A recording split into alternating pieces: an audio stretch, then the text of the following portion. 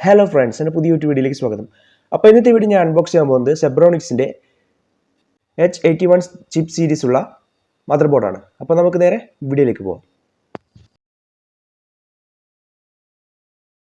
അപ്പോൾ നമുക്ക് ഇത് ഓപ്പൺ ചെയ്ത് നോക്കാം. അപ്പോൾ ഒരു ബഡ്ജറ്റ് സീരീസിലുള്ള നമുക്ക് ഒരു ഗെയിമിംഗ് PC ഉണ്ടാക്കണമെങ്കിൽ ഈ മദർബോർഡ് ഉപയോഗിച്ചാൽ മതി. H81 സീരീസിലുള്ള ചിപ്പ് സെറ്റ് ആണ് ഇതിൽ വരുന്നത്. അപ്പോൾ ഇത് ഓപ്പൺ ചെയ്താൽ നമുക്ക് ഇതിന്റെ ബാക്ക് പാനൽ കണക്ട് ചെയ്യേണ്ട ഭാഗം കാണാൻ കഴിയും. അപ്പോൾ അടുത്തായിട്ട് നമുക്ക് കാണാൻ കഴിയുന്നത് അതിന് ഡ്രൈവർ CD ആണ്. അപ്പോൾ ഇത് ഉപയോഗിച്ച് നമുക്ക് നമ്മുടെ ഡ്രൈവർ ഇൻസ്റ്റാൾ ചെയ്യാൻ കഴിയും. അപ്പോൾ അതുപോലെ തന്നെ അടുത്തായിട്ട് അതിൻ്റെ യൂസർ മാനുവലും കാര്യങ്ങളും നമുക്കിവിടെ കാണാൻ കഴിയും. അപ്പോൾ നമുക്കിനി മദർബോർഡ് ഓപ്പൺ ചെയ്ത് നോക്കാം. അപ്പോൾ ഈ കവറിനടിയിലായിട്ടാണ് മദർബോർഡ് പാക്കിലാണ് വിടുന്നത്. അപ്പോൾ ഒരു സാറ്റ കേബിളും കൂടി നമുക്ക് ഇതിനോടൊന്നിച്ച് കിട്ടുന്നുണ്ട്.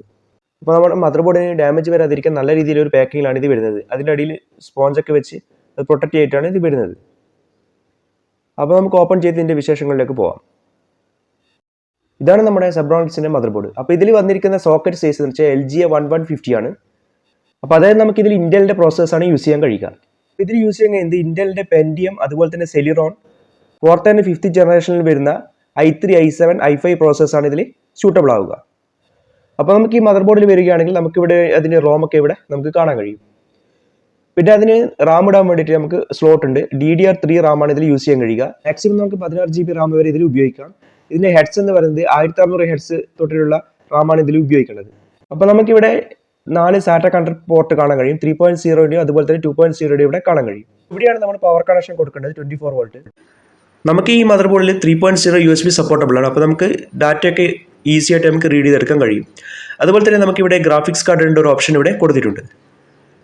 പിന്നെ ഈ മദർബോർഡിൻ്റെ എടുത്ത് പറയേണ്ട കാര്യം നമുക്ക് NVMe M.2 SSD നമുക്ക് ഇതിൽ യൂസ് ചെയ്യാൻ കഴിയും. അതുകൊണ്ട് തന്നെ നമുക്ക് വിൻഡോസൊക്കെ പെട്ടെന്ന് ബൂട്ടബിൾ ചെയ്യാൻ കഴിയും.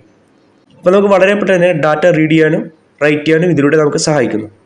അപ്പോൾ നമുക്ക് മെമ്മറി എക്സ്റ്റെൻഡ് ചെയ്ത് യൂസ് ചെയ്യണമെങ്കിൽ നമുക്ക് എക്സ്ട്രാ ഒരു ഹാർഡ് ഡിസ്ക് യൂസ് ചെയ്യേണ്ട ഓപ്ഷനൊക്കെ സാറ്റ കേബിൾ വഴി കൊടുത്തിട്ടുണ്ട്. അപ്പോൾ ഇതിൽ വന്നിരിക്കുന്ന ഇൻബിൽട്ട് ആയിട്ടുള്ള പോർട്ടിൻ്റെ കാര്യം പറയുകയാണെങ്കിൽ നമുക്ക് 2.0യുടെ 2 USB പാനൽ ഇവിടെ കാണാൻ കഴിയും.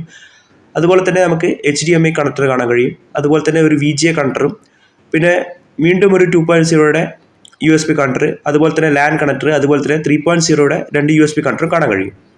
പിന്നെ ഇതിൻ്റെ പുറകിലായിട്ട് നമുക്ക് അനലോഗ് ഓഡിയോ കണക്ടറും ഇവിടെ കാണാൻ കഴിയുന്നുണ്ട്. അപ്പോൾ ഈ ബോർഡിൽ ബ്ലൂടൂത്തോ മറ്റേ വൈഫൈ കണക്ഷൻ്റെ ഓപ്ഷനോ ഇല്ല. നമുക്കത് അഡീഷണൽ ആയിട്ട് ആഡ് ചെയ്യേണ്ടതാണ്. CPU ഫാൻ കണക്ടർ വന്നിരിക്കുന്നത് ബയാസ് ബാറ്ററി അടുപ്പിച്ചിട്ട് ഈ ഭാഗത്താണ് വന്നിരിക്കുന്നത്. ഈ ബോർഡിൽ നമുക്ക് ലേറ്റസ്റ്റ് ആയിട്ട് അപ്ഗ്രേഡ് ചെയ്യാൻ കഴിയുന്നത് i5ൻ്റെ 4th or 5th ജനറേഷനിലുള്ള പ്രോസസ്സാണ്.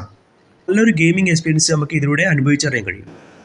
അപ്പോൾ ഇതാണ് നമ്മുടെ USB റീഡറിൻ്റെ IC നമുക്ക് ഇവിടെ കാണാൻ കഴിയും.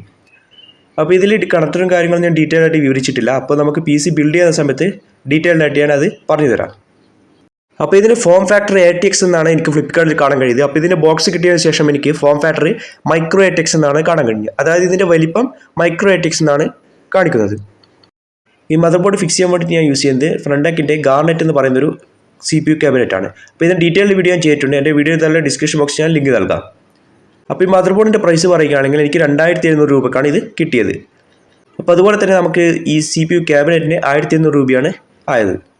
അപ്പോൾ ഇത് രണ്ടും ഓൺലൈനായിട്ട് പർച്ചേസ് ചെയ്തതാണ്. രണ്ടിൻ്റെ ലിങ്ക് എൻ്റെ വീഡിയോ തന്നെ ഡിസ്ക്രിപ്ഷൻ ബോക്സിൽ നൽകാം. അപ്പോൾ വീഡിയോ ഇഷ്ടപ്പെട്ടാൽ ലൈക്ക് ചെയ്യുക, ഷെയർ ചെയ്യുക.